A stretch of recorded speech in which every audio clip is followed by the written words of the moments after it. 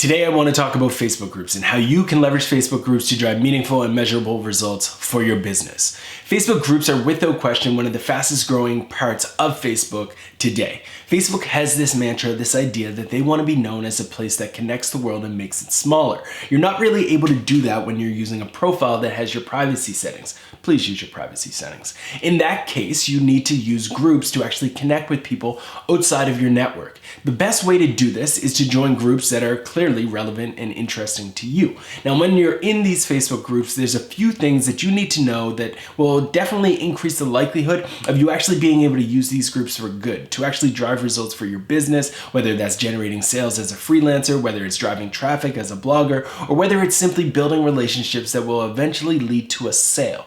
Today, I'm going to be diving into exactly what it is that you need to know to leverage Facebook groups to make them count. The first thing that everybody needs to know before they jump into a Facebook group is the fact that it is going to be associated with your profile account. You can't go into Facebook groups today using a page. You can't go into a Facebook group today as a brand. You have to use your person. You have to use your actual Facebook profile. So for me, for example, Ross Simmons, I would go into a Facebook group and be posting as Ross Simmons. Now this has some disadvantages because oftentimes you will be representing a brand and you'll be representing a company, or you'll be working with the client, and you don't necessarily want to clearly associate yourself with them in these groups. You want to be yourself. You want to represent yourself, and you want to kind of create your own brand mystique around your name. The sad thing about Facebook groups is there's no getting around it. If you want to share content in a group because you think that it's relevant, but you don't really want your name associated to it, too bad. You kind of have to. That's just the way that Facebook groups work. So here's my advice when it comes to actually going into these groups as an individual. If you do not necessarily want to always have your name associated with something that you're sharing in these various groups, you simply go into the comments and you share them and you let people know that you are working with this company and this is something that you think is relevant. By doing that, you have full disclosure, but I warn you that might increase the likelihood of you being met with a block. Now that that's out of the way, the second thing that you need to keep in mind when it comes to Facebook groups is the importance of truly adding value. I like to think of Facebook groups kind of like the group projects that we would have worked on back in the day through university or college. There's always somebody in that group that simply is there to get the A at the end and they don't really put in any work. You don't want to be that person. You don't want to be the person who shows up at the end of the project and wants an A when you actually didn't put in any effort. You actually have to put in effort in these groups to get any value out of them. What I mean by that is you actually have to add value to the community before you can start seeing value coming back to you. Let's say somebody is in a Facebook group and they ask you a question. You don't simply ignore it and scroll over it and start sharing a post to promote your website, to promote a new product launch. You answer those questions. You want your name to be associated as somebody who is adding value. Over time, if you do this on a consistent basis, the administrator, the people who run that group are going to take notice. And if they take notice, they might make you an admin of the group as well. And when you've established yourself as an admin for one of these groups, it gives you the ability to associate your name with the value associated with the group. And as a result, you're going to elevate yourself as an individual. Now, when you are thinking about what type of content you should be distributing in these groups, there's tons of different areas in which you can go. You should be sharing blog posts, you should be sharing podcasts, you should be sharing videos like this, you should be sharing any type of content that you think the audience members within a group would actually find valuable, which takes me to my third point. How do you know what people actually want in a Facebook group? Simple. You're going to use what I call the Sherlock Homeboy method. The Sherlock Homeboy method is when you research and study what has actually done extremely well within a Facebook group, reverse engineer it, and then repurpose it and reuse it for yourself.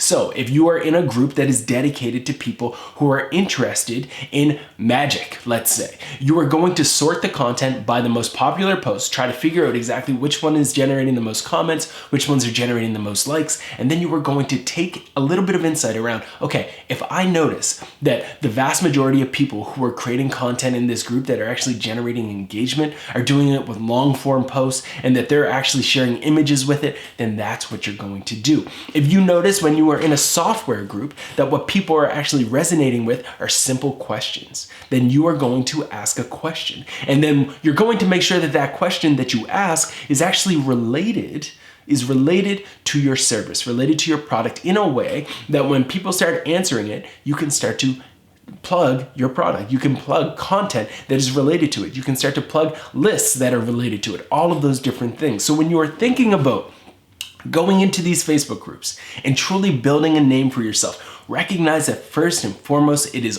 all about adding value. You need to give value to these communities. You need to give value to the people on the other end of the computer. And if you can do that consistently, you will be effective. So that takes me to my final step, the importance of consistency. A lot of people ignore the idea of being consistent with these things. Let's be honest, folks. The only way to be successful in anything is being consistent. And the same thing holds true when it comes to Facebook groups. You can't do this once every 2 months and think that Facebook groups is going to result in ROI. I always suggest to people that they actually set themselves up for success by telling themselves that their goal is not to drive traffic from these groups, but it's to simply give themselves things that they can control. You can control how many times you comment in a group. So your goal isn't how much referral traffic you get from the group. Your goal is to post twice a week in a specific group. That's the type of goal that you need to set for yourself, and that's the type of goal that you need to set for yourself for a few months at a time. Now, let's summarize everything that I've just talked about. One, first and foremost, you have to keep in mind that when you go into these Facebook groups, you're going in as a person, you're going in as a human. It is going to be your first name, your last name, going in and engaging in these groups. Second, you have to keep in mind, without question, the one of the most important things about all of this is the importance of adding value to these communities. You need to make sure that you are giving value into these communities, that you're not going in there simply to plug a bunch of information. The third thing to keep in mind is that you can share any type of content. You can share videos, you can share podcasts, you can share blog posts, infographics, you name it, charts, graphs, GIFs even. Any type of content will work in Facebook groups. And then the fourth thing is consistency. It's like any relationship, right? You can't simply be talking to someone once every quarter and expect that relationship to be strong. It doesn't work that way. You need to build that relationship week after week, month after month, day after day, if possible. So when you think about that, think about all of these different things when you're going into Facebook groups and you're trying to build trust, trying to build a relationship. And if you do that, I believe truly at the bottom of my heart that you will be able to generate more traffic, you'll be able to generate more leads, and as a result, you'll be able to live more life. See you next time.